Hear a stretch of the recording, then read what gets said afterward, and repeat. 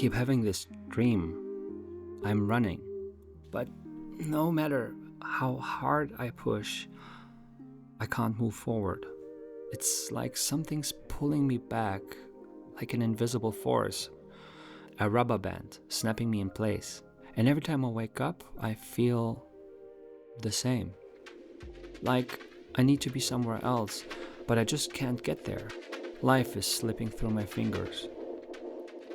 These dreams terrify me, make me feel powerless, like I can never reach my goals.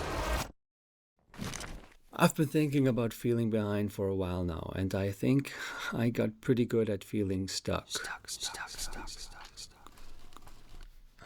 Yeah, exactly that.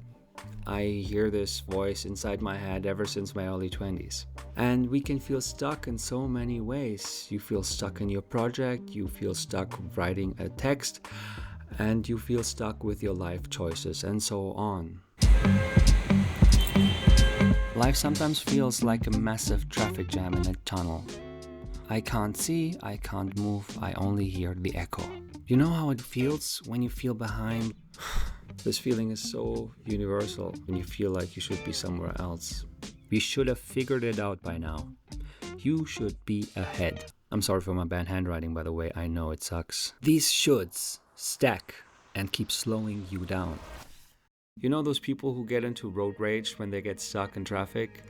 Well, for me, all that stuff happens in my head. Why did you take this route? You're wasting time. You always do this. Thanks, inner critic. As if I didn't feel bad enough already.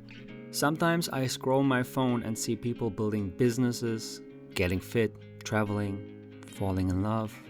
Isn't that proof that everybody else is happier and more successful? What am I doing? Is scrolling the only way to create motion? I don't want us to feel stuck anymore. So let me tell you how to stop feeling like that. Now, put that phone down. It's time for a story. So once upon a time, there was this Chinese farmer and he had a horse and his livelihood depended on that horse. But one day, that horse ran away and his neighbors come around that evening and they say, "Oh man, bad luck." But the farmer, he just says, "Maybe." A few days later, the horse comes back bringing 10 wild horses with it. So the neighbors come around again and they say, "Wow, amazing luck." And the farmer just shrugs again and says, "Maybe." A few days later, the son tries to tame one of the wild horses, but he falls off the horse and breaks his leg. So the neighbors come around and they say, "Oh no, that was really unfortunate, wasn't it?" But the farmer shrugs and says, "Maybe." And then the next day, the army comes, drafting young man for the army. But his son was spared because of his injury. So the neighbors come around and they say, "Oh my God, you're so lucky." But the farmer shrugs and says, "Maybe." We are so good at labeling everything. Good, bad, success, failure, ahead, behind, you know. But feeling behind assumes that we know where life should be going. You see someone else's highlight reel, their new job, their engagement, their huge car, whatever, and you feel behind. But you only see one tiny little frame of their story. And you have no idea what's coming next and what came before. So, what do we do? Sometimes I imagine there's a helicopter flying above the traffic jam, and the pilot can see all the cars from there, stuck, but they are all together. I mean, in a sense, they're all in this together, no? As a kid, I actually enjoyed traffic jams, at least the ones when we went on holidays. So we would get stuck somewhere in Italy on the highway and we would be in front of one of these big tunnels. And when we really didn't move for a time, then I could go out and play. And I meet other kids playing on this highway.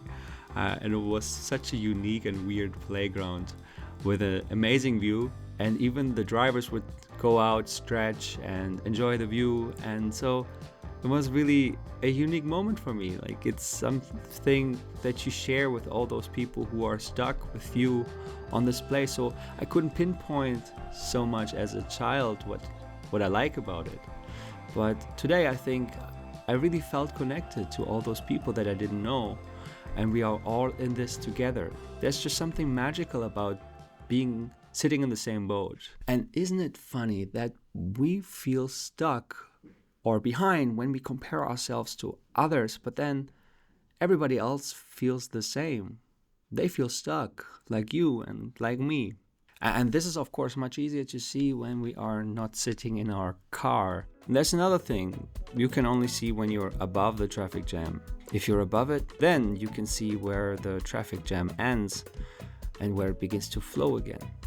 You can see the whole highway, cars flowing out of the tunnel onto the open road, and everything happens in due time on its own rhythm. We always flow from one moment to the next, and only our judgments create this sense of stuckness. Feel the rhythm, move to the beat, and all you need to do is to step out of the car, get to a higher vantage point and look down, and see everything will fall into place eventually.